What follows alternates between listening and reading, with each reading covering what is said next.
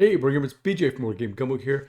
Back in the Gumbo Pot, this time with another unboxing and overview. We're looking at River of Gold from Office Dog Games and designer Keith Piggott. We've played some of Keith's designs before, so I can't wait to take a look and see what's inside this box.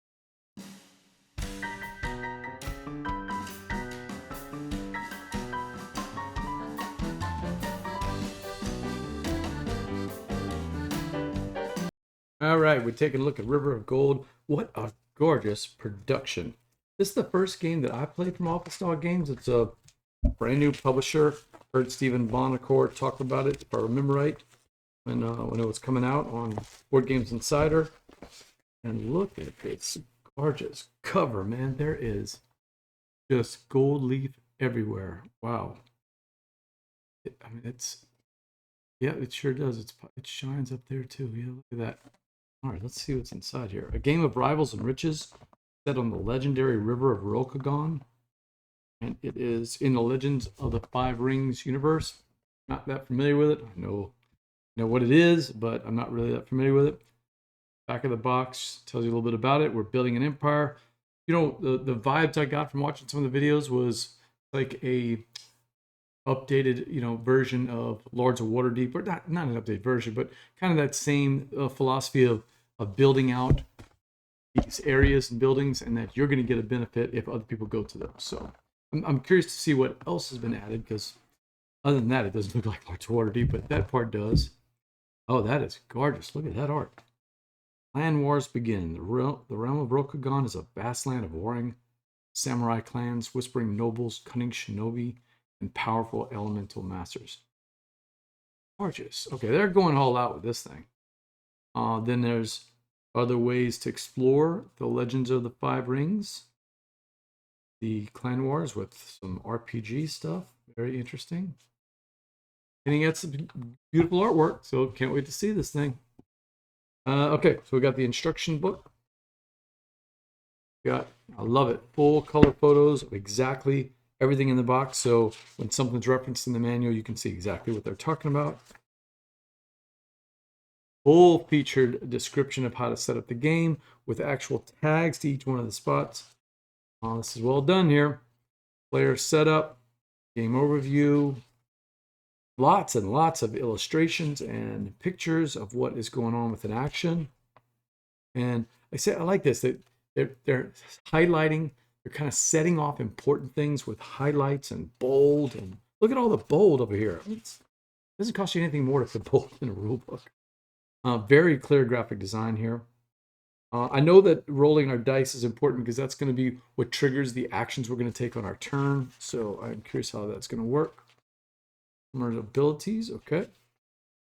Final scoring, 14 page rule book, and a little bit of backstory about the board itself and about the parts about the game, and apparently a mini expansion. Okay, I'm curious.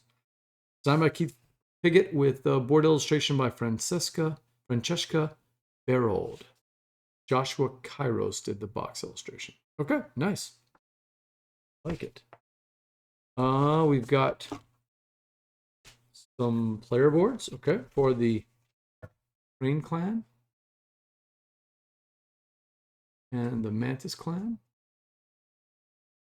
Scorpion Clan, I will be your villain. And the Crab Clan. So enough for 4 players here, okay. The money in the game. And you don't have to punch out the center, I don't think. A lot of times you see these and they get fancy with the little tiny bits that you have to, and I get it. It does look better when you do it. It's just annoying when you do it. These punch out fantastic. Oh, this is some great punch board. Okay, look at that. No issues at all in punching this out. And then I'm not sure what these clay tokens are going to be for. It says there's 4 boards, so punch these. Yep. Oh, super easy. Okay, this is going to be an easy punch. Okay. And then I'm assuming these are the big 5 or 10 markers. Look how easy that. Yes, and these are the resources. The blue clay, because you got the clay pots, and you've got the cloth, and you've got the wheat. This is a trading game, right? You're going to collect stuff. You're going to trade stuff for points. I mean, that's basically what I know about the game. Let's see. Well, we're on board 3. These are the buildings that we'll be putting on the board. You know, the River of Gold is going to have some basic actions as we move our boats down the river. There'd be just trading basically for a gold or something like that. But these are the way to upgrade those. And there's a cost to upgrade them. But after that, when people take those actions, either you or another player, you're going to get that benefit. So it behooves you to find the juicy spots on the board where you know people are going to go, and of course the juicy buildings. So let's see. These just punch out super easy. Good. Neat. Okay. And some more wheat. Guessing that's wheat. Rice, maybe? Right? Yeah, it looks like rice, actually. The Adventure Parish. Okay, board number 4.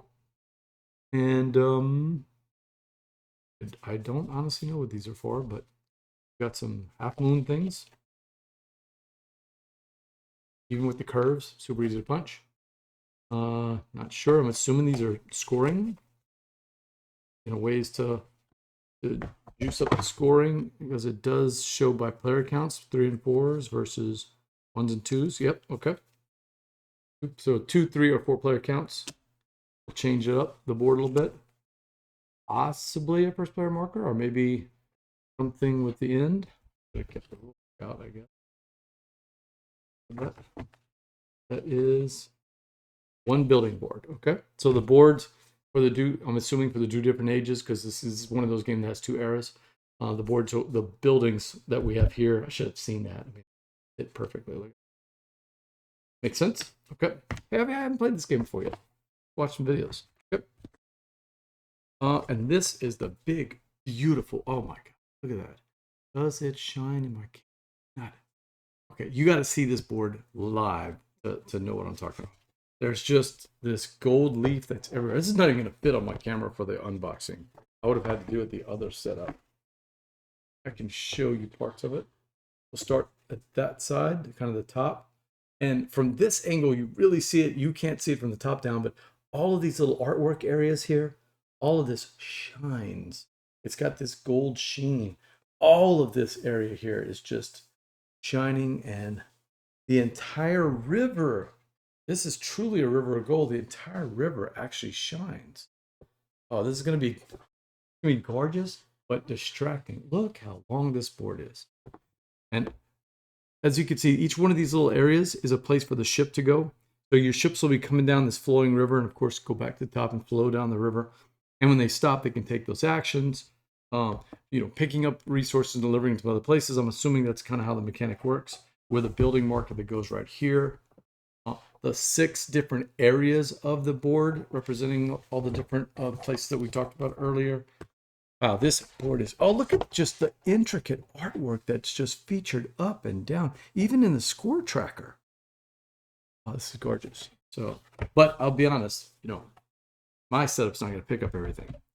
All right, now, a frequent complaint over the last 10 years in Board Game Gumbo is the useless inserts you get. We've seen some changes. You know, some companies put some effort into it. Like right off the bat, I'm just excited just opening this up. This is so cool. Look at this. I mean, I know it's just plastic, but it looks like you've opened up this gold box, this treasure box, and it's got all the different pieces for all the player colors. So we got white, green, and what looks like a bluish purple kind of thing, or black. Maybe it's hard to tell. I'll open up the green. How's that? Show that off for you. Oh yeah. Oh, these are big. Oh, I wasn't not expecting this because I've never seen this live. So this is just, these ships are just huge. Look at this. Gorgeous ships and player markers, so that whenever you buy a building, you can mark it. Oh, I'm like, can't wait to play this. This is getting me excited here. I'm getting juiced up. But this may have to move up on the list of games we're going to play on stream as soon as possible, because that's the green. And then we do have those dice I told you about. Now, I saw a bunch of videos with the dice. You know, I was like, yeah, you can't really see that well, but oh man, this is not your standard little D6 that you see. I forgot the, you know, like a 10 millimeter or whatever they're called. These are giant. Not Stonemeyer, you know, Rolling Realms size, but very big and chunky. Oh, look at that. Okay, and each one of these are going to have the, you know, the areas of the board, or the actions, I guess, that you're going to take. So 1, 2, 3, 4, 5, and 6. And there are ways, from what I understand, to mitigate that. This insert is just fantastic. And last but not least, so I'm going to be able to get all this stuff in there super easy. Oh, wow. Honestly, I don't know what this part is for. Let me see. Little beads. For divine favors. Okay, yeah. So ways to mitigate. If I remember right, it's ways to mitigate your dice rolls. And that's these little, you know, the viticulture style glass beads that we see so common in other games. So these really, I mean, when they said River of Gold, they went for it. These beads light up the room. Okay, last but not least, some cards. Let me just take a quick peek at these cards. See the card quality we've got here. Oh, I like this. It's not linen finish, but it's very sturdy cards. Okay, beautiful artwork. These are the nobles, the artisans, elders, merchants. Obviously, you're going to get resources from those. The monks, and then a bunch of people. So I don't know this part, but obviously there's some people we'll encounter and some scoring objectives, maybe. Yeah, it looks like it's ways to score. So some of these are kind of random scoring objectives that come out. And then, of course, a nice set of player art. Are they double-sided? Yes, they are. Got icons on the back. I'll tell you, the graphic design in this game, I mean, obviously, I don't know how to play it yet. I just know the basic framework of how it's played. But it looks like it's going to be pretty easy to learn based on this very intelligent-looking graphic design. So kudos to them for that.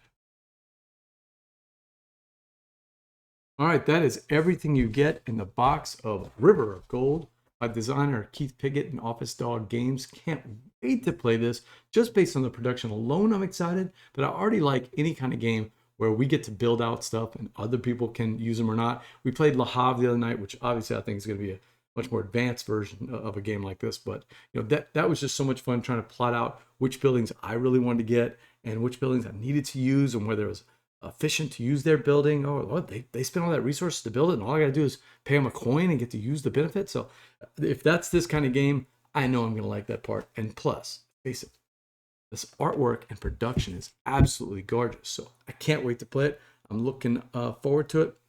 Until next time, laissez les bon temps rouler.